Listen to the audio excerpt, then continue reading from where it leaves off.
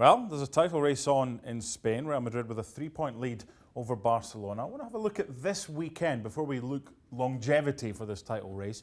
Who has got the harder game out of the two? Because Osasuna entertain Real Madrid and Barca are also on their travels. They go to Betis. Both of those home sides with reasonable home records this season. Well, and it's 1-2 against 11 and 12.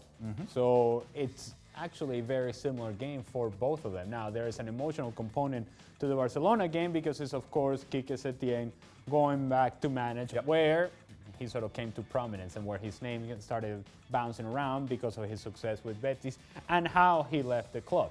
And now he finds himself in Barcelona, a dream job, if you will, in a situation in which, if you don't want it to become a nightmare, you gotta start winning games consistently and make sure that you keep up with Real Madrid. You gotta continue to put pressure on Real Madrid, let them know that you're there and that you're not going away.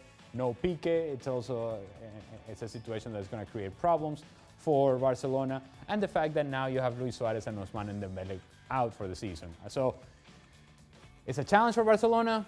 It's a challenge for Setién, but it's a game they must win. Okay, let's look further down the road. Real Madrid with the 3-point lead. They don't have to play Atleti anymore. Now, we saw with the table, Atleti are in 6th. They're not the nearest challengers right now. And Real Madrid has Barcelona at home. So it's advantage them with the points and the fixtures. How much of an advantage do they have going forward now over Barca? The advantage that they have currently is how well they're defending. And while we want to pay attention to what they do in the attacking half and the sort of talent that they have going in the attacking half, it's defensively where Real Madrid has made a difference. This is a team that's only allowed 15 goals this year. And you consider, whoa, wait a minute, that doesn't seem right, because we always talk about Real Madrid and sometimes how they have their issues defensively. Not this year. They've been solid. And they've been very good in games in which, hey, they just need to win it 1-0. They've been practical. They've been efficient. It has been a hallmark of Zinedine Zidane and certainly of this team and the organization that this team has had in that defensive third. It's been impressive. It really, if you consider Real Madrid and compare it across the top 5 leagues in Europe, they really have the best defensive record. Of all the big teams that we think of, Real Madrid defensively have been very impressive, and that's what's carrying them through. Barca has to go to Madrid in the derby. They're 3 behind right now. They've shown some semblance of inconsistency. You mentioned the players that are injured. In essence, does it all come down to this game at the Bernabeu on the 1st of March? It could very well be, but the same way I just said that Real Madrid has been impressive defensively, they've had to be impressive defensively because offensively they're not creating much.